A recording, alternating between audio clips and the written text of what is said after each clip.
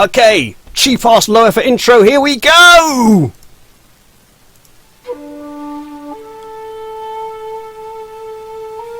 I am Ninja. My parents are the heaven and the earth. My home is my body. My power is loyalty. My magic is training. My life and my death is breathing. My body is control. My eyes are the sun and the moon. My ears are sensitivity. My laws are self-protection. My strength is adaptability. My ambition is taking every opportunity with fullness. My friend is my mind. My enemy is carelessness. My protection is right action. My weapons are everything that exists. My strategy is one foot in front of the other. My trust is in Kwon. My way is the way of the tiger.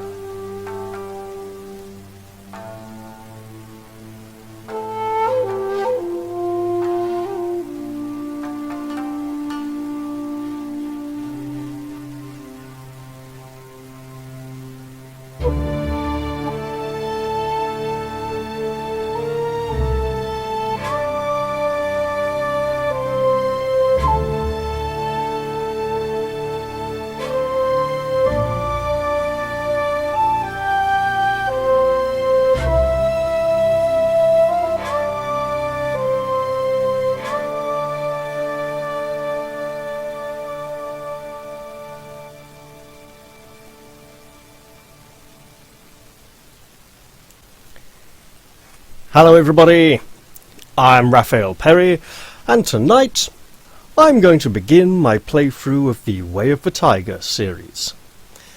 I've been wanting to do this one for a little while now, and those of you who are familiar with my videos will know that when I come to a new game I do a little bit of a preamble before I launch into it. Now I know those preambles can ramble on for quite a bit, so I'm going to try and keep it relatively short.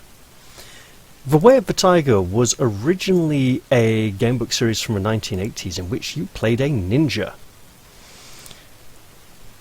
It was similar to the Lone Wolf series in that you would play a single continuous character, and I'm just going to do a quick recording check. All good. A single continuous character over a series of stories, continuing on from one book to the next, and you could carry items over, quests and storylines would continue onwards. You know, it was a nice big continuous campaign. So back in the 80s and indeed the 90s, when it came to game books, fighting fantasy was everywhere, right? It was the mainstream. It was, you know, wherever you looked you could find fighting fantasy books pretty much in any bookshop. Okay? When it came to Lone Wolf or The Way of the Tiger, they were much harder to get hold of in comparison, but they were like the golden treasures, those precious books that some lucky kid would get and you'd all be jealous of him, and you'd sit and play together and have all sorts of fun, right? Because obviously one of the main things with game books at the time was playing with a second player, one player acting as the book reader or game master and the other acting as the decision maker. And trust me, me and my mates were not the only ones who did this. Loads of people did it apparently, and it got us into actual tabletop role-playing games, and helped develop social skills to talk to each other, and decision making skills, mathematics, puzzle solving, all sorts of useful things like that. Now, a few years back, there was so The Way of the Tiger series was originally 6 books, okay? And a few years ago, while fighting fantasy was mainstream, Lone Wolf and Way of the Tiger definitely developed niche cult followings. You see this folder here is called Old Books. That's because there's also a New Books folder. So, Book 6, at the end, I never got to play Book 6 before, okay? I got to play the first 5 books back in the early 90s, so around 1990, 1991. Played the first 2 books quite a lot. Played the 3rd book a fair bit. Didn't really get to play the 4th book very much, but the 5th book, oh yeah, I played that once. That was a lot of fun as well. Didn't even know the 6th one existed. You know, me and my mate, we thought the 5th book was the end of the series. However, it turns out there was a Book 6, which I've never actually played yet. Right? And a lot of people were very unhappy with the ending of it, in that it was a bit of a cliffhanger, or seemed to indicate that the whole quest ended with the main character getting killed for no reason and the whole thing was purposeless, and it was like, what kind of lesson are we supposed to learn from this? Now, so a few years back, there was a Kickstarter by a French company called Megara Entertainment to produce the legendary Book 7, which had been planned to be written but never did get written. Written by one of the original authors, I believe, possibly in collaboration with a few other people, and a prequel book, Book 0, as it were, which we have here, Book 0 and Book 7. Now, I would like to play through the books in the order they were published.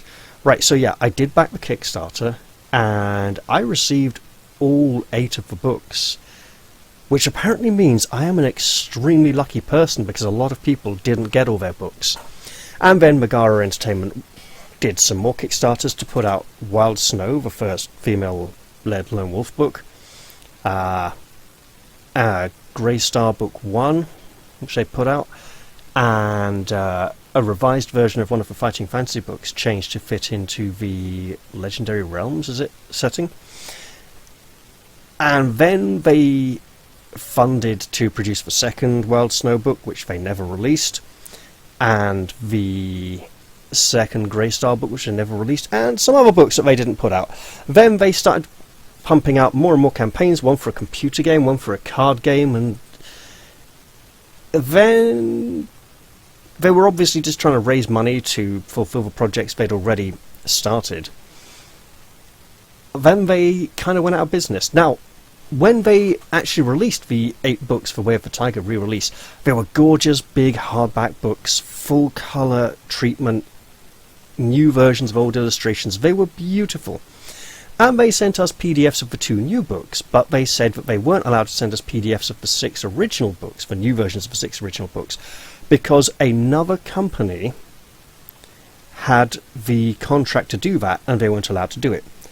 When they went out of business and relaunched under a new company name, they started selling the PDFs of the old 6 books on their website.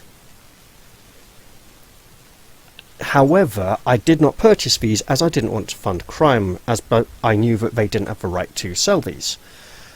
I did meet with Jamie Thomson, one of the original authors of the Way of the Tiger series, at Fighting Fantasy Fest last year, and we talked about the series, and he explained that the other company, who had the rights to distribute the PDFs of the original 6 books, was his company, and that the other chap, the Frenchman, was selling the PDFs illegally and continuing to do so and refusing to take them down. And while Jamie Thomson would keep going to the various websites that were selling these PDFs, saying, look, he's not allowed to sell these, we've got the copyright and he hasn't, his contract expired and stuff, the guy just keeps on trying to do it.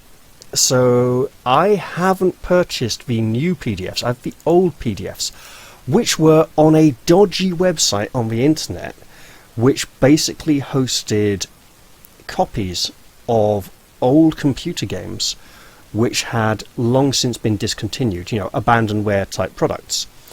And it also included some out-of-print game books, some then out-of-print game books, including the Way of the Tiger series.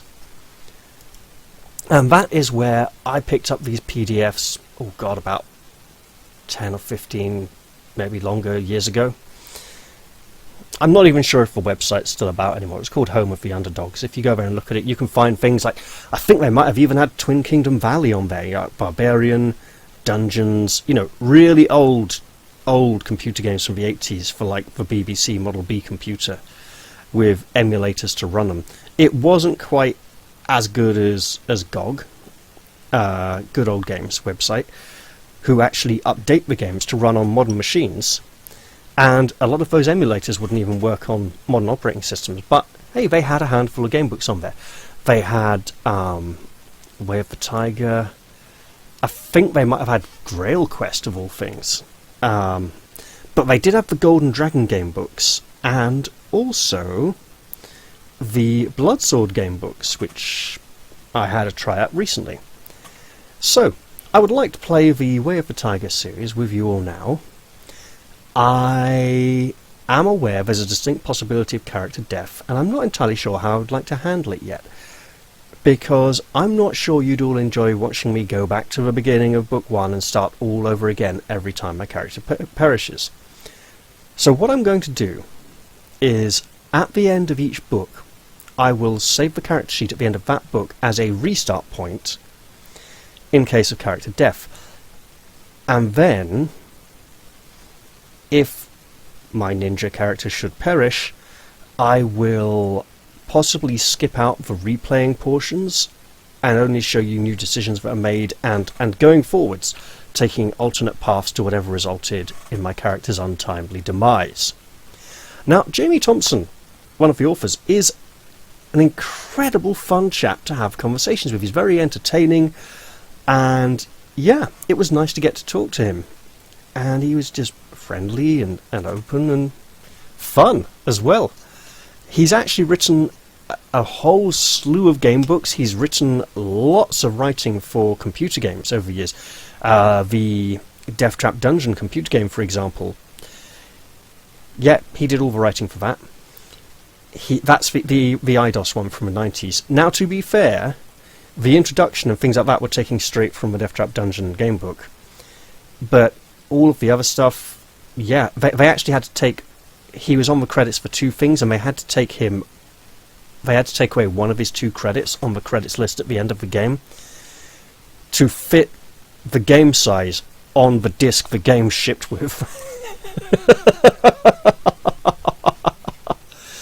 But yeah, he's a remarkably fun bloke, and virtually every game book he wrote has actually been a collaboration with another writer. And lots of people have asked him, hey Jamie, how did you write these collaborations? Did you divide it up? Did you do the City of Earthsman cast and then your friend would do this or what? And he said, actually no, it was really simple. I did the odd numbers and the other person did the even numbers. That's literally how they divided the book up. So here we are. The Way of the Tiger, Book 1, Avenger. So I played this a handful of times back in the day, and I've got a reasonable idea of the overall flow of the book. So something the Way of the Tiger has in similarity with Lone Wolf is that it's not quite the pick the perfect path, pick up items, only use them once sort of thing that you get in a lot of the fighting fantasy books. But rather it's more, this is where you start, that's where you're going, how would you like to go there? There's a number of different options of encounters you can experience. Have fun, right? That's not saying that it's easier. It's just that the difficulty is less in the deciding, oh, should I take this item or that item, but rather in the which item should I use, and the clever thinking. And actually the fights are really nicely done in this system. So, warning! Do not attempt any of the techniques or methods described in this book. They would result in serious injury or death to an untrained user. I have to admit now, when I was about 14 or 15, me and my mate did attempt one of the techniques described in this book, purely to see if it was feasible and if it would work. We only tried once. It did actually work. It was one of the throws, not one of the striking, attacking techniques. It was the scissor-legged throw, because we wanted to see if that could really work or not. It was successful. Neither of us were injured. And we were both very much of the understanding that, you know, we were still at school, right? We hadn't even done our GCSEs yet. We hadn't done our exams. So if we wanted to do things like this, we should obviously go away and train to be a martial arts specialist. And we should probably wait until after we'd done our exams before doing something like that. So all thoughts of becoming, you know, ninjas or black belts in karate or kung fu were banished for another day, and then just sort of never happened really. So yeah, tried one once. Neither of us was too badly hurt. Didn't need to try it again because it was out of curiosity. So here we have a historical note. Ninjas are historical fact. Ninjas existed in Japan from the 6th century AD to the beginning of the 17th century. For much of this period there were struggles for power between the warlords or daimyos who were the heads of the noble clans. The ninjas were unknown, faceless men, professional assassins and spies, killing machines available for hire. All of the abilities and skills attributed to the ninja in this book are based on reality. Historically, the ninjas of medieval Japan were apparently able to perform most of the feats, and were expert in many of the skills outlined in The Way of the Tiger. Now, The Way of the Tiger series was put out in the 1980s, back when the monk martial artist character class, which was basically a ninja in Advanced Dungeons and Dragons, was a fairly new thing that not a lot of people were familiar with. And in fact, there were not very many Oriental things at all in Western fantasy publications at the time. In fact, there was even a letter in White Dwarf where someone wrote in and complained about people including things like ninjas or something in adventures because they were flavour of the month and brand new and exciting. And actually, Jamie Thomson or Mark Smith wrote back a reply saying, "You know what? I completely get where you're coming from there. I know it's popular to include these things, but if they don't fit the story I'm telling or the setting, I don't include them.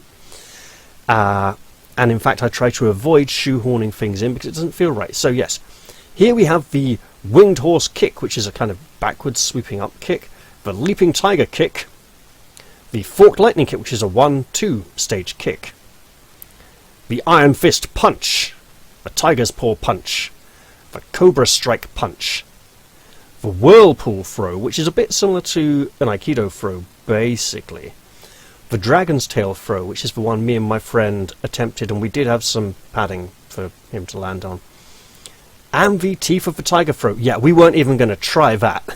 So it's just jump up in the air and hold your body set. No. So let's get to it then. Oh damn! Before I should say that there are a number. This series takes place in the same world as the fighting fantasy book Talisman of Death, and in fact, a number of characters from this series also appear in Talisman of Death. The things that happen to those characters in this series and the things they do in Talisman of Death indicates Talisman of Death is essentially a prequel, and that it comes before these events. Maybe. On the magical world of Orb, alone in a sea that the people of the Man March call endless, lies the mystical island of tranquil dreams. Many years have passed since the time when, as an infant, you first saw its golden shores and emerald rice meadows. A servant brought you, braving the distant lands of the ponderous ocean from lands to which you have never returned. Your loyal servant laid you, an orphan, at the steps of the Temple of the Rock, praying that the monks would curse for you. Praying that the monks would care for you, for she was frail and dying of a hideous curse. Monks have lived on the island for centuries, dedicated to the worship of their god, Kwon, he who speaks the holy words of power, supreme master of unarmed combat. They live only to help others resist the evil that infests the world. Seeing that you were alone and needed care, the monks took you in and you became an acolyte at the Temple of the Rock. Nothing was made of the strange birthmark shaped like a crown that you carry on your thigh, though you remembered the old servant insisted that it was of mystical importance. Whenever you have asked about this, the monks have bade you meditate and be patient. The most ancient and powerful of them all, Naijishi, Grand Master of the Dawn, became your foster father. He gave you guidance and training in the calm goodness of Kwon, knowledge of men and their ways, and how to meditate so that your mind floats free of your body and rides the winds in search of truth. From the age of 6, however, most of your time has been spent learning the way of the tiger. Now you are a ninja, a master of the martial arts and a deadly assassin who can kill the most powerful enemies unseen and unsuspected. Like a tiger, you are strong, stealthy, agile, patient in the stalking of prey, and deadly. In the land of plenty and the man marches, the fabled ninja, known as the men with no shadow, are held in awe. The mere mention of ninja strikes fear into people's hearts. But you are one of the few who worship Kwon and follow the way of the tiger. You use your skill as a bringer of death to rid the world of evildoers. At an early age you hung by the hands for hours on end from the branches of trees to strengthen your arms. You ran for miles, your light-footed speed enough to keep a 30-foot ribbon trailing above the ground. You trod tightropes as agile as a monkey. Now you swim like a fish and leap like a tiger. You move like the whisper of a breeze and glide through the blackest night like a shade. Before he died, Naijishi taught you the ninja's covenant, the ninja no chigiri. I will vanish into the night, change my body to wood or stone, sink into the earth and walk through walls and locked doors. I will be killed many times, yet will not die. Change my face and become invisible, able to walk among men without being seen. It was after your foster father Naijishi's death that you began to live the words of the covenant. A man came to the island, Yaemon, Grand Master of Flame. Using borrowed sorcery, he tricked the monks into believing that he was a worshipper of Kwon from the great continent. He was indeed a monk, but he worshipped Kwon's twisted brother, Vile, who helps the powerful to subdue the weak and wicked men to rule fools. Yaemon slew Naijishi. No one could match him in unarmed combat, and he stole the scrolls of Kettsuin from the temple. Once more you knew the pain and loss, for you had loved Naijishi as a father. You swore an oath to Kwon that one day you would avenge his death. You have honed your skills, helping the downtrodden in the land of plenty, but now the time has come to prove yourself to your brother monks at the Temple of the Rock. Now, before we continue, there is one thing which irks me slightly, which is all the word names. Orb, man, march, 2 words, endless. The island. When we get to the Island of Tranquil Dreams, we have the god called Vile, as in literally he is so vile that is his name. The Temple of the Rock. Now, I always have a bit of a thing about word names where the name of a thing is just a word or composed entirely of words, and it always strikes me as feeling rather unimaginative and somewhat annoying. However, in the case of The Way of the Tiger, it seems quite reasonable. It fits in with the whole Oriental thing of being like, this is the Temple of Flowers, this is the Temple of the Rock. And it also fits in with the style of the established style of martial arts films from the 1970s and 80s. So it actually fits in quite well with this series, and it doesn't feel too out of place until you start coming across characters whose names are just their job title. And you're like, what, so you don't have a name? No, this is my name. I am Paladin. It's like, really? He's Paladin? Yes, he is. Shut up, deal with it. We're like, okay. So you get a lot of overt word names. So it seemed that in this series, the nature of things are not hidden. You know, it seems that characters and creatures sometimes wear their identity on their sleeve, as it were. It's very easy to say, oh, you are this man, you are that man. It doesn't happen too often, but when it does, it feels like a sort of formal way of addressing things. So let's continue to the art of combat.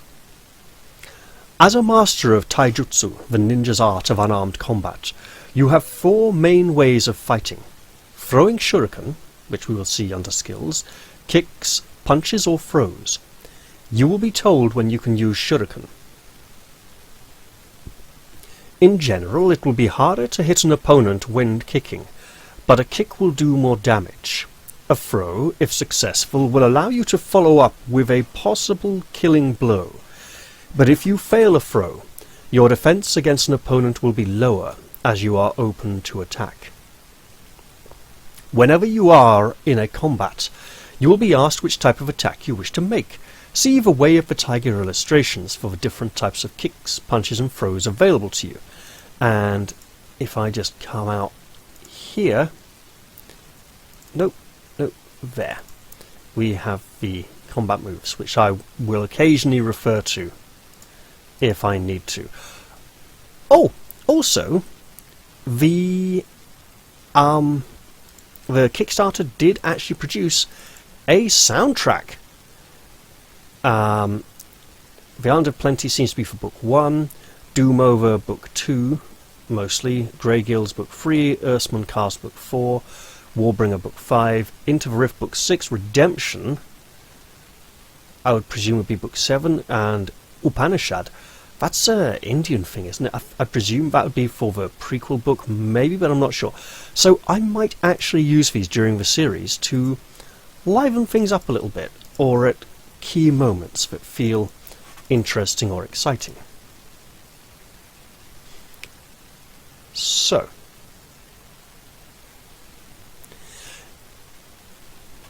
throw whenever. You will be told which paragraph to turn to depending on your choice. When you are resolving combat, you will find it useful to record your opponent's defense and endurance score. A number of encounter boxes are provided with your character sheet for this purpose.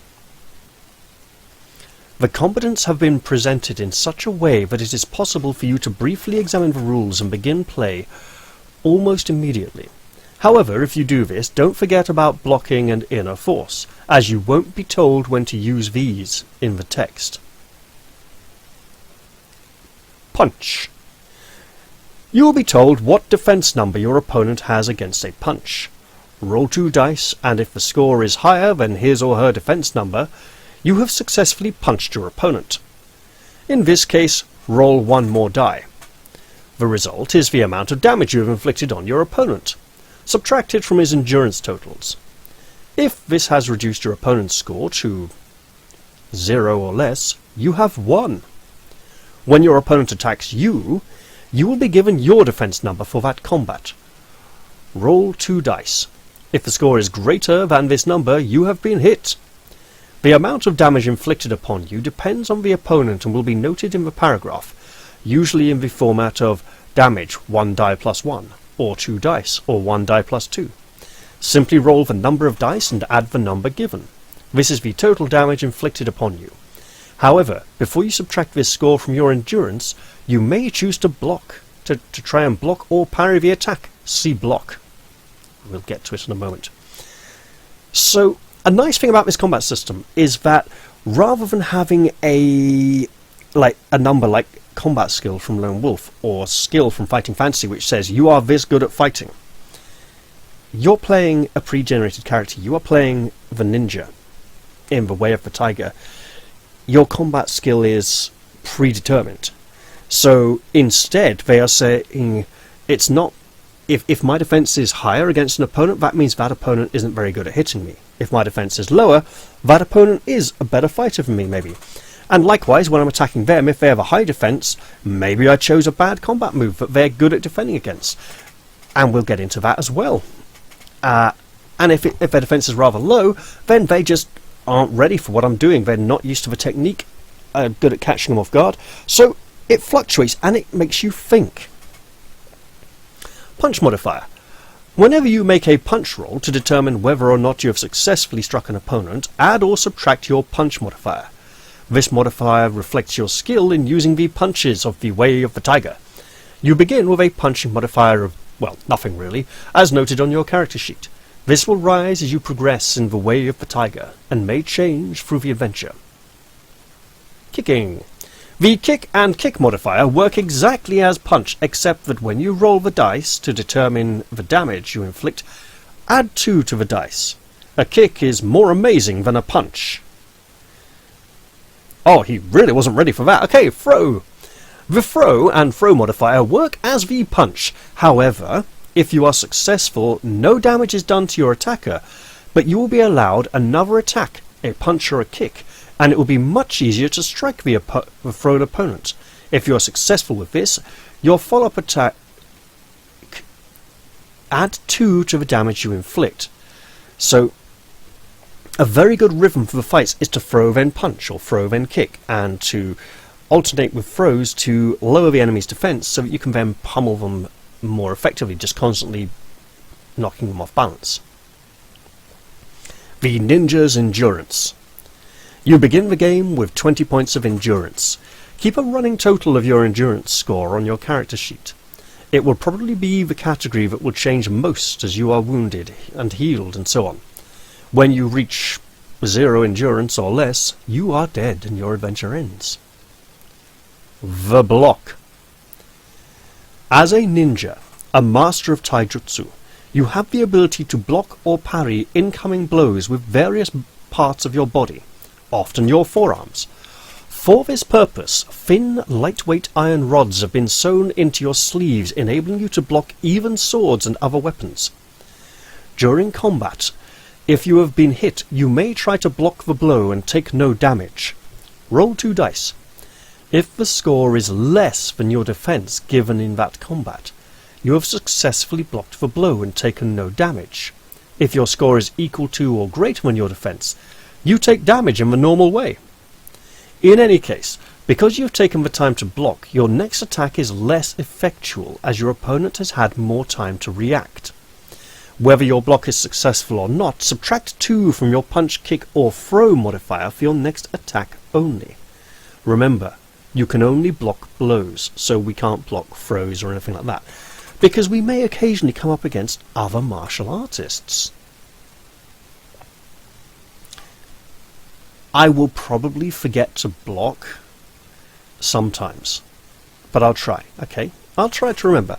Also, it's more of an emergency thing than something to do every time you get hit. Through meditation and rigorous training, you have mastered the ability to unleash spiritual or inner power through your body in the same way as the karate experts of today break blocks of wood and bricks. In any combat, before you roll the dice to determine if you will hit or miss an opponent, you may choose to use inner force. If you do, deduct 1 point from your inner force score. This is used up whether or not you succeed in striking your opponent. If you are successful, however, double the score you roll when determining the amount of damage you inflict. When your inner force is reduced to nothing at all, you may no longer use inner force. So use it wisely. You begin the game with 5 points of inner force, and they are not restored very often, so they have to be handled and managed carefully over time. And now we will talk a little about fate. Luck plays its part, and the goddess Fate, please, is that her name? Oh no. Has great power on the world of Orb. However, whenever you are asked to make a fate roll, roll 2 dice and add or subtract your fate modifier. If your score is 7 to 12, you are lucky and fate has smiled on you. If your score is 2 to 6, you are unlucky, and fate has turned her back on you. You begin your adventure with a fate modifier of 0. Yes, all modifiers start as a flat nothing. We can gain modifiers over the course of our adventure, and this is one of the ways in which the character progresses. These skills of the Way of the Tiger. Yes, we get special skills. This is another similarity with Lone Wolf, and one of the reasons why these books were so popular is like, which skills did you use? Which ones did you choose? Which ones do you like? What's your favourite? You have been trained in ninjutsu all of your life. Your sense of smell, sight and hearing have been honed to almost superhuman effectiveness. You are well versed in woodcraft, able to track like a bloodhound and to cover your own tracks. Your knowledge of plants and herb lore enables you to live off the land. You are at the peak of physical fitness, able to run up to 50 miles a day, that's impressive, and swim like a fish. Your training includes horsemanship, a little ventriloquism, meditation, and the ability to hold yourself absolutely still for hours on end, perfecting your balance. And the 7 ways of going, or disguise. The latter skill involves comprehensive training so that you can perform as a minstrel, for instance, if this disguise is used. However, a major part of this training has been stealth, hiding in shadows, moving silently, and to breathe as quietly as possible. Yeah, something I wish I could do, but given my asthma, sadly not the case. To breathe as quietly as possible, enabling you to move about unseen and unheard. You begin the game with these skills. There are 9 other skills. One of these, Shuriken Jitsu, is always taught to a ninja in training. This you must take, but you may then choose 3 other skills from the remaining 8 and note them down in your character sheet. I have already selected mine, but let's go through them. Shuriken Jitsu. You begin the adventure with 5 shuriken. The type you specialize in are throwing stars, small, razor-sharp, star-shaped discs of metal. You can throw these at a range of about 30 feet with devastating effect. If you throw a shuriken, you will be given a defense number for the target. Roll 2 dice, and if the score is higher than the defense number, you will have hit your target. If this is the case, roll 1 die. The score is the amount of damage the shuriken does. Subtract it from your target's endurance. You may find yourself in a position where you are unable to retrieve a shuriken once you have thrown it. Keep a running total in the box provided on your character sheet, crossing off a shuriken each time you lose one. If you have none left, you can no longer use this skill. In fact, I cannot remember a single instance in the series in which a shuriken could be retrieved after being thrown, although they could be replenished later on at various points in the story. Arrow cutting. Requiring excellent muscular coordination, hand and eye judgment and reflexes. This skill will enable you to knock aside or even catch missiles such as arrows or spears. And if memory serves me correctly, I will need that at the beginning of Book 2 if I want to avoid an auto-kill. But I won't need it very much in Book 1. Acrobatics. Now, it's not a completely unavoidable auto-kill. There are other ways of avoiding that section, but it's really useful skill to have in Book 2. So acrobatics, the ability to leap and jump using flips, cartwheels, etc., like a tumbler or gymnast. Immunity to poisons. This involves taking small doses of virulent poisons over long periods of time, slowly building up the body's resistance. This enables the ninja to survive most poison attempts. Feigning death. Requiring long and arduous training, a ninja with this ability is able to slow down his heart rate and metabolism through willpower alone, thus appearing to be dead. Escapology. A ninja with this skill is able to dislocate the joints of the body and to maximize the body's suppleness, allowing movement through small spaces and escape from bonds and chains by slipping out of them. Poison needles. Sometimes known as spitting needles, a ninja with this skill can place small darts coated with a powerful poison that acts in the bloodstream onto his tongue. By curling the tongue into an O shape and spitting or blowing, The dart can be propelled up to an effective range of about 15 feet. A useful surprise attack, the source of which is not always perceptible. Obviously he probably takes his face mask off when he does this, and also that range is a little hard to believe. But I'm no martial arts expert. I'm sure there are some people who have practiced for years and could possibly pull that off. Picking locks, detecting and disarming traps. Yes, that is the long name of one skill. It's like bend bars and lift gates. The ability to open locked doors, chests, etc. A ninja with this skill will carry various lockpicks in the pockets of his costume, including a small crowbar or jemmy. You are also trained to notice traps and to use the lockpicking tools to disarm them. Climbing. Comprehensive training in the use of a grappling hook and hand and foot clamps, or cat's claws. The padded, four-pronged hook has 40 feet of rope attached to it, used to hook over walls, niches, etc., allowing the ninja to pull himself up the rope. The cat's claws are spiked clamps worn over the palm of the hand and instep of the feet, enabling the ninja to embed his claws into the wall and climb straight up like a fly, and even to crawl across ceilings. So, what have I chosen? I have chosen arrow cutting, immunity to poison, and picking locks and disarming traps. Oh, that's not good. I'm going to want climbing and arrow cutting for book 2. Why did I think I had a 4th skill? I know I get an extra one at the end of the book. Let me just go and check my book 2 character sheet, which will have an extra one on. Arrow cutting, immunity to poison. Okay. Wait. Oh, I have arrow cutting already. Okay, arrow cutting, immunity to poisons, picking locks and disarming traps, and then climbing as the extra skill for book 2. Okay, wonderful. Where was I? So those are the 3 skills I have chosen. The other 5 will be learned at the end of each book. Will gain a new skill, similar to the Lone Wolf series. I know I've been harping on about Lone Wolf a lot. I'll probably give that a bash at some point in the future as well. And I'm thinking for the game books, I might do them like once a week, essentially, put out an episode. And hopefully they'll still be enjoyable. Goodness knows how long I've been recording now, probably far too long. But we are very nearly at the beginning of the adventure. Ninja tools.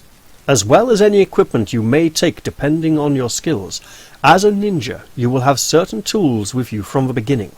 These are the ninja costume. I mean, fair enough, right? You wouldn't want to be without it. During the day you would normally be disguised as a traveller, beggar or such like. At night, when on a mission, you would wear costume. This consists of a few pieces of black cloth. One piece is worn as a jacket covering the chest and arms. 2 others are wound around each leg and held in at the waist. Finally, a long piece of cloth is wrapped around the head, leaving only the eyes exposed. The reverse side of the costume can be white for travel in snowy ground, or green for travel in woods or grasslands. I think the reverse of ours is white because we do some snowy adventuring at one point. Iron sleeves. Sewn into the sleeves of the costume are 4 thin strips of iron, the length of your forearm. These allow you to parry or block blows from swords and other cutting weapons. A breathing tube made from bamboo. This can be used as a snorkel, allowing you to remain underwater for long periods of time. It can also be used as a blowpipe in conjunction with the poison needle skills for added range, which makes the ranges much more believable. Garrote. A specialized killing tool of the ninja, this is a length of wire used to assassinate enemies by strangulation, essentially a cheese wire. Flash powder. This powder can be thrown in any source of flame, causing a blinding flash. You have enough for one use only. Do we have our flash powder? We do have our flash powder with an asterisk to show that it's single use. Spiderfish. Salted and cured, this highly venomous fish is used as a source for the deadly poison used in conjunction with the poison needle skill, and as a useful way of removing any guardian beasts. So if there are guard dogs, for example, hey look, we're nearly at section 1. The blood of Nil. You also carry 1 dose of the most virulent poison known on orb. This venom is extremely difficult and very dangerous to collect, for it is taken from the barb of a scorpion, son of the god Nil, mouth of the void. Word, names, again. With these skills and weapons at your disposal, you are now a ninja warrior and ready to take the first step in the way of the tiger. Look at this hulking brute of a man. I mean, he has spent a lot of time training and building up his muscles.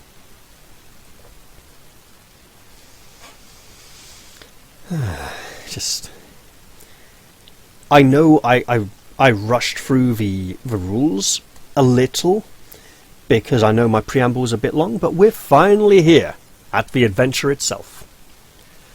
The dawn rays of the sun greet you as you begin your preparations for the time of trial. Today you will become the youngest ever to challenge for the title of Grand Master of the Five Winds. When your foster father Naijishi was murdered by Yemen, the second Grand Master stepped into his place. Now, many seasons later, another of the Grand Masters has died, and the position is open once more, for there must always be five who lead the order. You have been invited to challenge, for it is because of your consummate mastery. You have been invited to challenge for it because of your consummate mastery of the way of the tiger. At the appointed hour you walk, alone, across the sands to the Temple of the Rock. It is a huge pillared hall built into the sides of an enormous boulder of red granite, brought to rest on the island of tranquil dreams by the ice flows of the Age of Snow, which carved out the great valley reaches to the far north. As you approach the temple, you see that the monks and a large number of villagers have assembled to watch the combat between you and the other challenger, Gorobei. Gorobei, look at him. He's got big muscles. But he's not too fat. I mean, he's relatively slender calves, actually. That may be worth bearing in mind.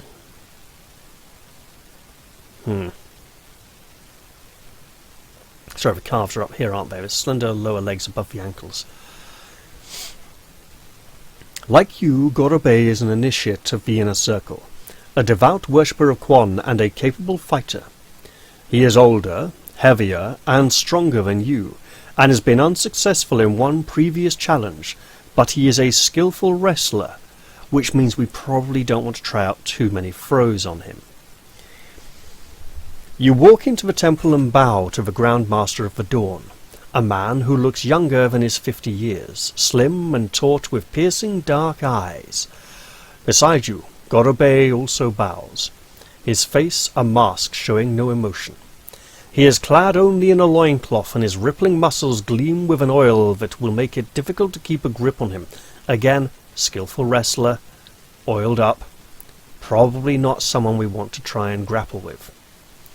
You must defeat him in unarmed combat in order to be allowed to undertake the spiritual test which will show whether you are ready to become a Grand Master. Gorobei turns to you and bows, and you return the courtesy. The Grand Master of the Dawn reminds you that this is not a fight to the death, and you may not use inner force. He signals for you to begin. Gorobei advances wearily across the polished granite floor, his big hands ready to grapple you. Will you feint a punch and then use the leaping tiger kick? You know, he's kind of a little top-heavy, and actually kicking him under the chin with the leaping tiger kick might actually catch him off balance. So this is one of the nice things where we actually have to think about how we're going to fight.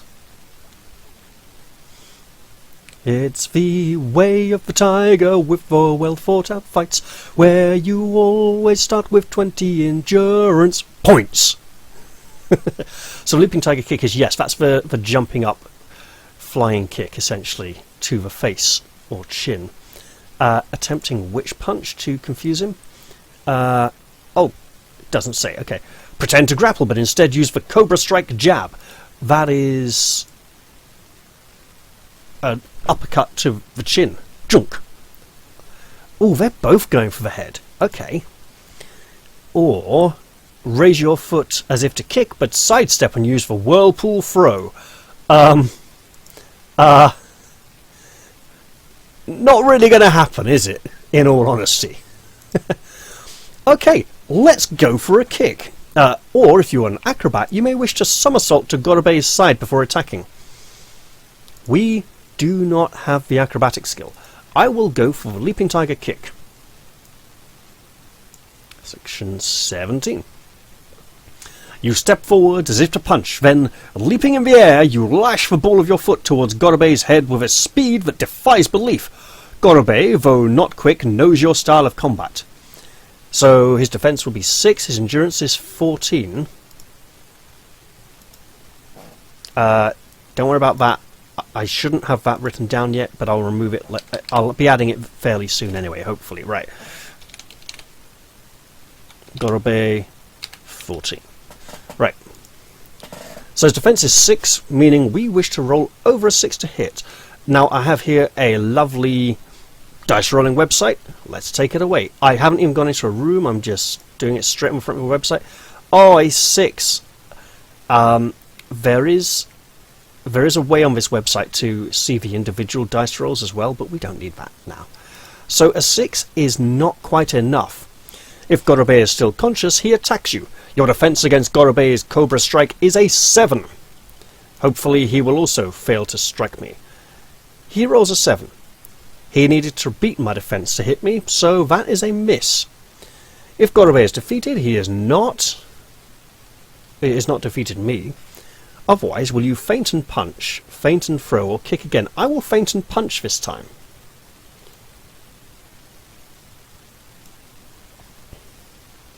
You crouch as if to wrestle with Gorobei, who tenses, ready to throw his extra weight against yours. But you jab unexpectedly towards his midriff. Gorobei's reach is long, and he is skillful in punching and blocking, but not as fast as you. He has a higher defense against the punch, so the punch, not our optimal move. But still, we strike him successfully.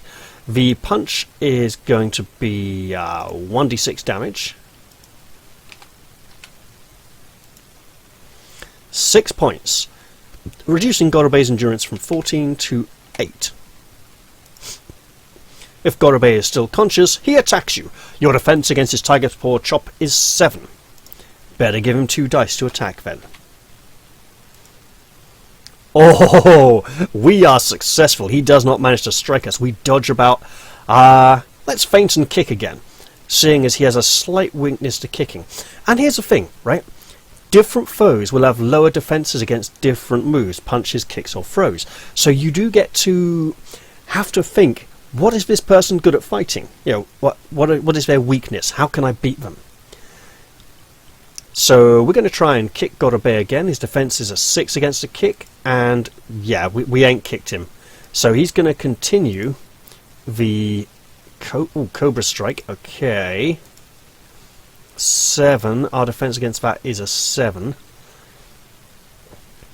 Now, I know from past experience, many years gone by, that attempting to throw Gorobei is really hard, if not impossible, due to how greased up he is and the fact that he's a skilled wrestler. So I'm not even going to try it. But I will go for a punch this time, seeing as that caught him off guard last time. So, higher than a 7. No. Which means he's going to try a tiger's paw chop. No! I'm going in for the kick again. I am absolutely going for the kick at 17. And hopefully this isn't too fast for you all. Looking at anything over a 6 to hit him then. Oh no, okay. So he's going to do the Cobra Strike, aiming for a 7. He has got over a 7. This is his first strike on us for a mere 1d6 damage. We will take the damage. 2 points, reducing us to 18 endurance.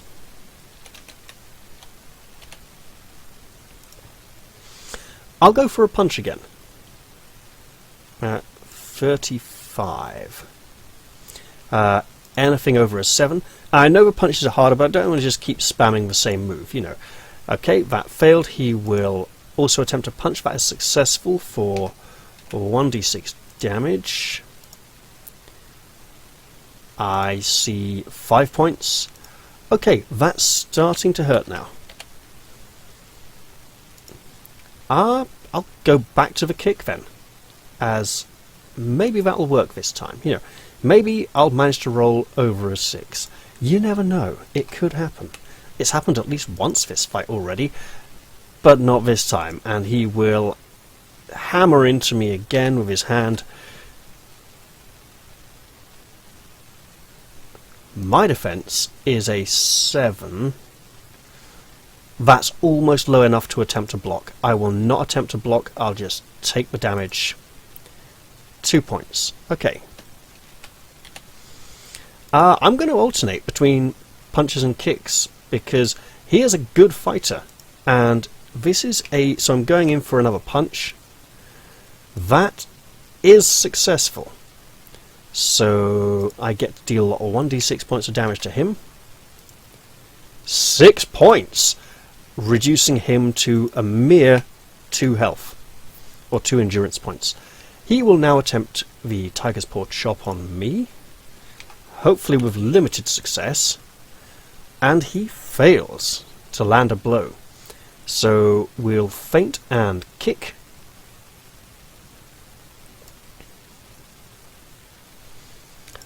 Looking for anything over a 6. The kicks are cursed, I swear. But a kick would down him, right? Automatically, but no. So he's going to go for the Cobra Strike.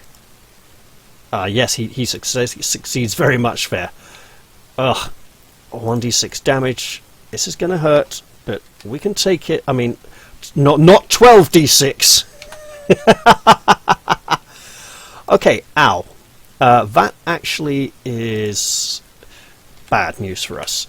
We are now going to consider attempting to parry and block. So I will go for the punch, even though the kick is slightly harder, because punches are the only ones that have worked so far. And that is a fail because his defense is 7 and we need to beat the defense to hit. So he will attempt the Tiger's Paw Chop. I am so lucky. And back to kicking him. However, this is a little too predictable, this alternation, so I think I'll try 3 kicks in a row, if I need to. And finally, I land a kick. A kick, of course, being 1d6 plus 2. Which, of course, 4 points will be more than the 2 points of damage Gorobe can successfully take. The fight is over. I have defeated Gorobe and get to return to 110. Yes, it is actually possible to lose that fight, and then the beginning of the game becomes a little bit harder.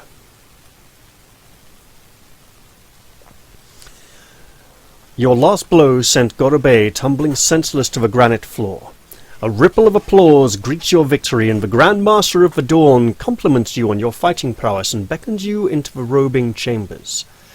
You step beyond the temple hall, through silken drapes, into a small dark room, completely bare of furnishing, save for 2 enormous copper chests. Incense is burning in a censer which swings from the ceiling like a pendulum. The room is lit with white candles. You kneel on the rush matting, facing the 3 Grand Masters who stare ahead, unseeing, waiting for you to break the silence, which you are determined to keep. After an hour, candle has sputtered its last, during which time none of you has moved so much as a muscle. The Grand Master of the Dawn looks into your eyes and says, Kwon knows that you desire in your heart to serve him, but I must ask you 2 questions. Do you truly desire to serve Kwon above all other things, or do you desire to avenge the death of your foster father Naijishi more even than to serve your god? What should a ninja fear most? The failure of a mission, or capture by an enemy who will use torture to gain secrets? You know that in your heart of hearts you would rather avenge Naijishi than anything else on Orb, but a Grandmaster should dedicate his life to Kwon. As for the second question, you can only let your good sense guide you. My options are: I desire to serve Kwon above all else, and I fear only failure of a mission. That's probably the most honourable one to go for. I desire to avenge the father who loved me, and I fear torture above all. That's probably the wrongest answer there could be. I desire to avenge the father who loved me, and I fear only failure in a mission. I desire to serve Kwon above all else, and I fear torture above all. I desire to serve Kwon above all else, and I fear only failure in a mission. I will go with that. For 139. The Grandmaster smiles and shakes his head. Oh, bugger. I should have gone with truth then. Yeah, I'm actually going to go back and change that, okay? Because I honestly couldn't remember if it's been years since I last played this, and I don't want to mess it up right at the beginning, so I will be honest. I was being too clever for my own good. So, I desire to avenge the father who loved me, and I fear only failure of a mission. Because if I get this one wrong, I've messed up the whole beginning of the book, and the rest of it from here on in is a nightmare.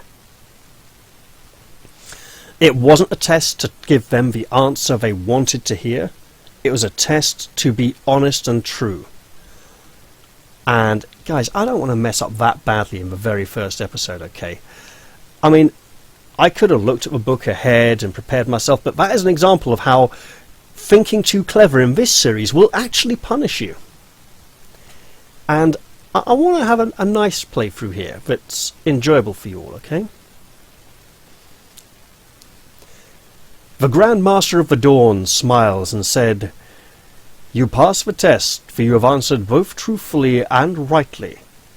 It is not wrong that you should wish to avenge Naijishi, who loved you and taught you to love our Lord Kwon, but you must wait patiently for your time to come, and never forget that the service of Kwon is the helping of all mankind. It is only through failing a mission that a true ninja would be captured, and there is always time to bite off one's tongue from one's head and bleed to death rather than risk betraying secrets under torture." He continues, "We have never seen one who shows such promise, nor one who has mastered so ably the way of the tiger. I am going to recite to you the secret litany of the Ninja Grand Master. Remember it, for one day it may be of use to you." And this is for section 177. See, if I'd looked at that, that would have actually given me a vital clue that this was the correct answer to choose, so I'm glad I didn't, and was honest in my mistake making. And hey, we have some nice music for this. Hopefully it will not be too loud.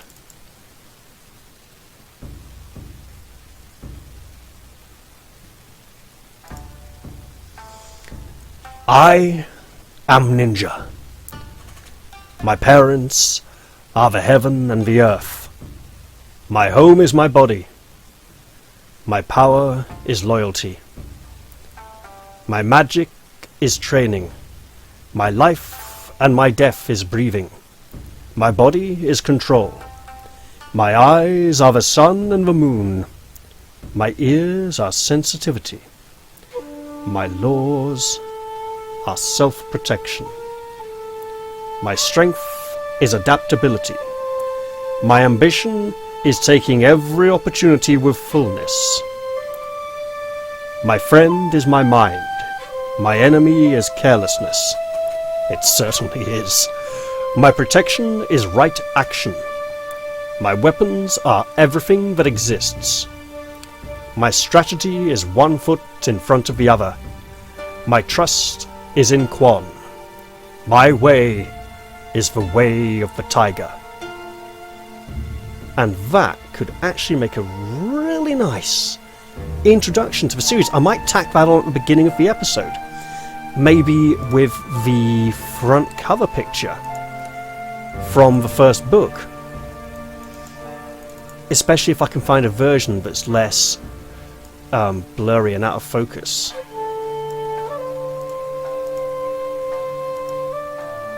And we'll stop this music for now, just in case I get done for copyright. pretty sure that it was actually, it was released as part of the Kickstarter as something for us Kickstarter backers to listen to as we played the books and to get to feel the atmosphere. But I don't want to overdo it, and I don't want to get in trouble with YouTube and get videos taken away, because that wouldn't be fun for any of us, would it?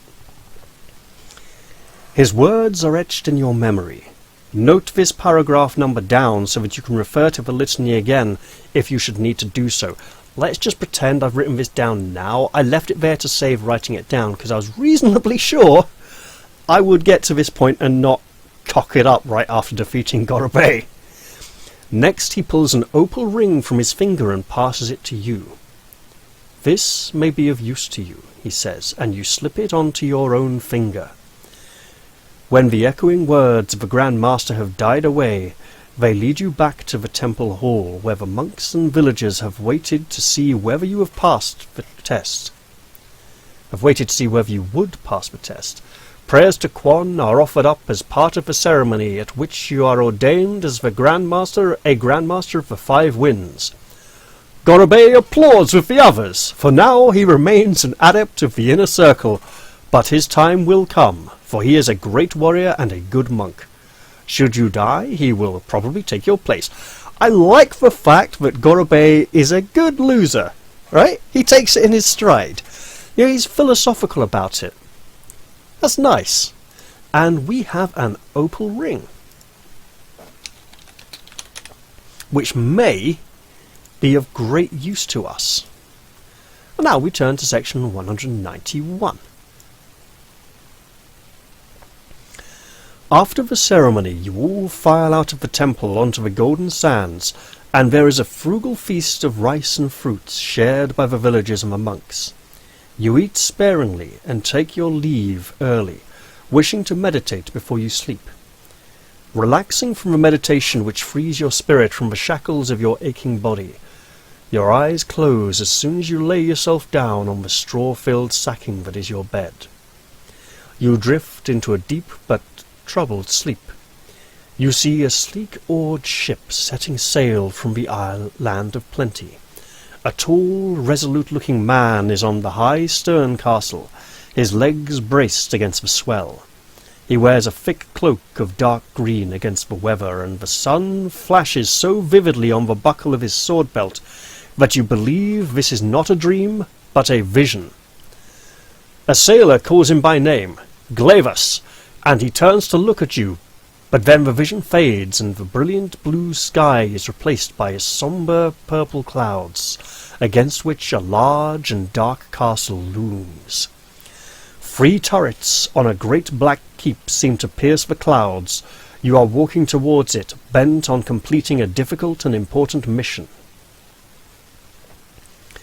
When you awake, you remember the dreams as if they were pictures painted on the wall of your monastic cell.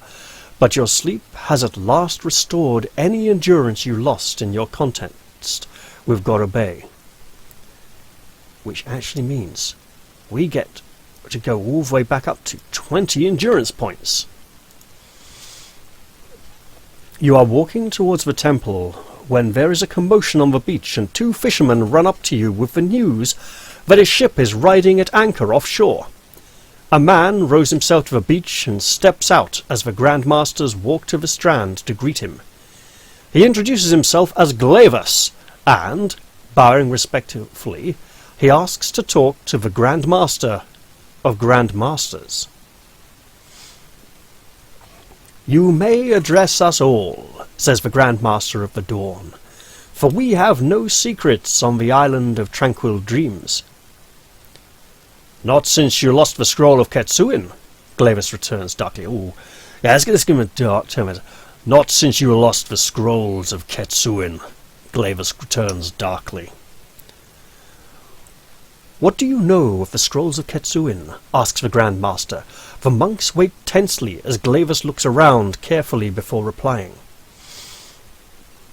"The scrolls of Kettsuin hold the secret to the word of power, which will bind Kwon himself in Inferno if it is spoken at the Pillars of Change in the great snow wastes of the north. Yeoman, Grand Master of Flame of the Order of the Scarlet Mantis, stole it from you many years ago, and he has deciphered the word. It is the month of all-mother splendor, and for 3 days the moon will turn red during the great conjunction of the planets, something that occurs only once every 500 years. If the word is spoken by the Pillars of Change at this time, your god Kwon will be imprisoned in the bottomless pits of fire, leaving the monks who worship vile free to spread their dominion over the lands of men. Now, a nice thing here is we, the player, don't know if this is true or not. What's important is that we, the ninja monk character, fully believe this. This is the world we live in. And we have had visions. We had a vision of this man Glavis arriving with his dark green cloak and his flashy belt buckle. At the mention of Yemen's name there is uproar, but as Glavis continues, an unnatural quiet descends. Yemen is preparing to set out even now from the city of Doomover, another word name, on the long journey to the ice wastes. Though a ranger long used to patrolling the wilderness on the edge of the rift, I am no match for such as he. Is there one among you who will try to stop him? As Glavis spoke, you felt the burning need to be revenged on Yemen flare within your breast. Your dream of Glavis, for it was he you saw astride the deck of the ship, which now rides at anchor near the sands, has convinced you that you are destined for this quest, and you step forward, saying, I shall stop him. You are young, says Glavis. Can you succeed where I, a ranger lord, would fail? I am ninja, you reply. In possibly the same tone of voice, but someone might say, I will kill your monster, but without the Cockney accent. Glavis starts. The Grand Master of the Dawn sighs and says, Yes, I rename you Avenger, for if anyone can succeed, and you must for the sake of all mankind, it will be you. With that, he turns towards the temple and prayer. The city of Doomover lies on the western coast of the Man March, and Glavis gives you a map which shows the many cities and strange lands which stretch north to the snow wastes. You spend the rest of the day preparing, lacing the iron sleeves to your dark-hued costume and gathering together the tools of the ninja, before spending some hours in quiet meditation. You board Glavis's ship in time to sail on the evening tide. You must find Yemen and kill him before he reaches the Pillars of Change, or all will be lost. Wow. That is such a lovely introduction to an adventure. Just, here you are, this is who you are, this is what you have to do. It's your mission as a ninja, but you've got the personal motivation, the revenge story, the world is in peril. And normally I'm not a massive fan of save the world quests, especially if there are too many of them, but hey, as far as we, the players and the audience know, right, you're a monk. You are the hero is a religious character. He truly believes this, and so he's going to try with all his heart to get this mission done or perish in the attempt. And we will turn to section 232. But I think I've gone on for long enough, and that is a good place to leave it. Unless, if we'll see. Oh yes. This would be a good one for a good little cliffhanger for the next episode. So I'm just going to write down here under notes, section 232, brackets, ogre. Again, that'll make sense next time. And there we have it. The end of my first session of The Way of the Tiger, with only one super bad, disturbingly bad mistake in it. Which I hope you'll all forgive, as it was, if I'd messed it up, that would have been probably a go right back to the beginning and try again. I mean, you don't completely fail the entire adventure if you get the question wrong at the beginning, but you don't get to know the ninja code, which you are, like, quizzed on later and stuff like that. And it wouldn't be fair for me to use knowledge that I hadn't gained in character. So yeah, I hope you've all enjoyed this episode, lengthy though it may be, and I will look forward to seeing you all in the next one. I'm going to say bye-bye for now, and cheerio!